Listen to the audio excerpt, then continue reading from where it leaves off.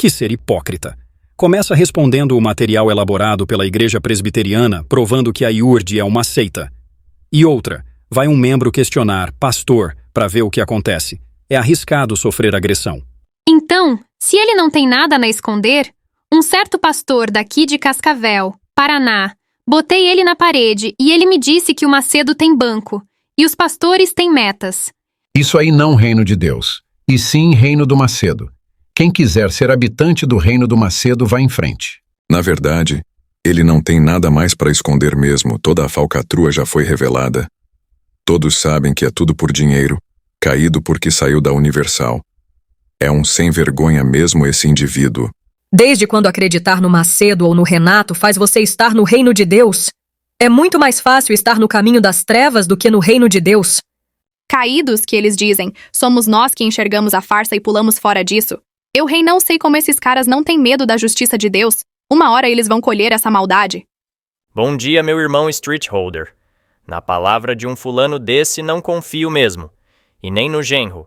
Ela já é um caído mentiroso. Fala demais e age pouco. Fora da igreja dele tem vida. Ele já era. A gente tem que confiar em Deus. Sempre esse discurso para amordaçar e vedar os olhos dos fiéis. Olhe para Jesus. Com isso eles vão usando com subterfúgios e enganando os membros. Olhar para Jesus não significa compactuar com as injustiças, nem ficar abobalhado e alienado. Verdade, o povo perece por falta de conhecimento. A própria Bíblia ensina a verdade, mas muitos fiéis não são incentivados a estudá-la. Eu sou uma adolescente do FJU, da Igreja Universal. Eu conheci a igreja através da minha mãe, que desde que eu estava na barriga dela, ela orava por mim.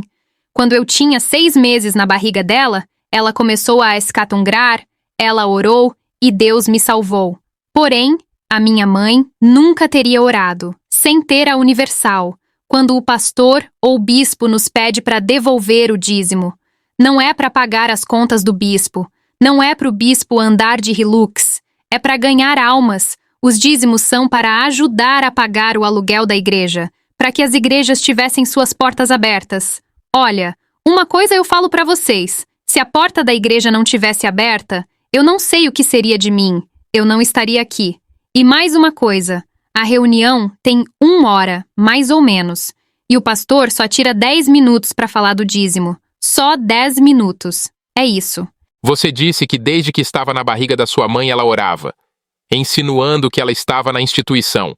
Então por que houve o sangramento se ela já orava? Se você me disse que foi a fé da sua mãe, não tem problemas. Mas precisa enaltecer a instituição? Não estou enaltecendo a igreja. E há coisas que devem acontecer. Por exemplo, se não houvesse o sangramento, a fé da minha mãe não seria fortalecida. E eu não estaria aqui. Sinceramente, não sei de onde vocês tiram este tipo de reflexão. Deus não precisa trazer uma doença para fortalecer a fé de um fiel. Deus é atemporal e, por isso, sabe de nossas atitudes do início ao fim de nossa jornada nesta terra. Ele sabe quem é o joio e o trigo. Ele sabe quem é a ovelha e o bode. Pode, porventura, um bode se tornar ovelha? Se Deus testar um bode, qual seria o resultado? Tem como fortalecer a fé de um bode? Religião mexe com significados. Religião condiciona comportamento. Você que já foi vítima, provavelmente entende. Você sabe que não foi besta, burro ou ignorante.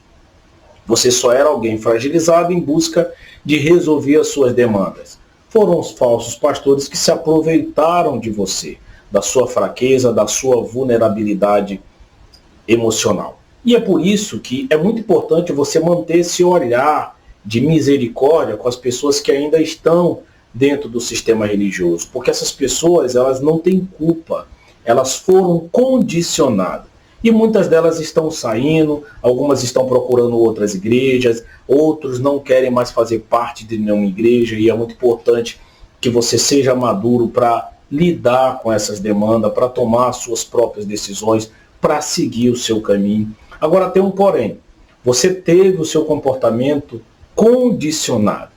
E agora você vai passar por um processo de desconstrução de significado. Muito daquilo do que você cultuou durante décadas não tem mais nenhum sentido. E ainda que você se sinta um passarinho fora da gaiola, não se esqueça, foram décadas dentro da igreja. E cedo ou tarde esse condicionamento, que faz parte do seu comportamento, irá gritar mais alto. É exatamente por isso que muitas pessoas, depois de anos fora da instituição e se deparam com uma situação de desespero, acabam voltando. Por quê? Como foi que elas foram ensinadas a resolver problemas?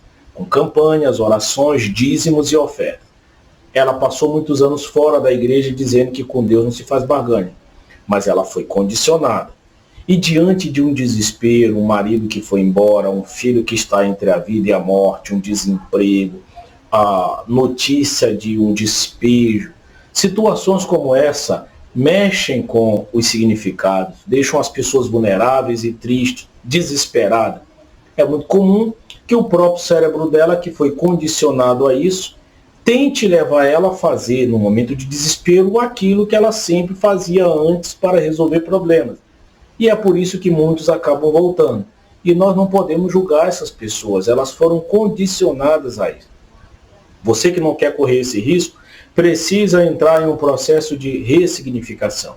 Precisa primeiro entender que o fato de você não ir mais domingo na igreja, estar sentindo falta disso, não é Deus te cobrando. É apenas o teu comportamento que já estava acostumado a seguir uma rotina e saindo dessa rotina, automaticamente você tem a sensação de que algo está faltando. Os falsos pastores disseram para você que Deus estava te cobrando porque você não foi na igreja. Mentira. Na verdade, é só o seu comportamento que quebrou padrão e naturalmente isso vai sentir essa diferença no seu comportamento. Seu linguajar, a maneira que você falava, você ainda vai precisar de muito tempo para mudar. Os valores, por exemplo, quando eu era da Igreja Universal, eu fui ensinado que homem não podia abraçar a mulher, não podia beijar uma mulher.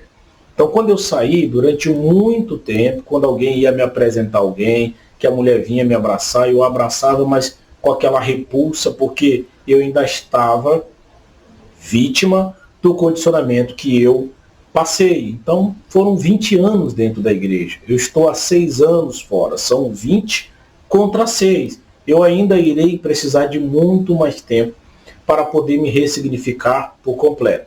Já estou nesse caminho. Confesso que já estou a passos avançados, mas sei que essa jornada é difícil. Portanto, você que me assiste, não fique se torturando. Você passou muitos anos e ainda vai precisar de muito tempo para se adequar a essa nova realidade. Beijo do palhaço.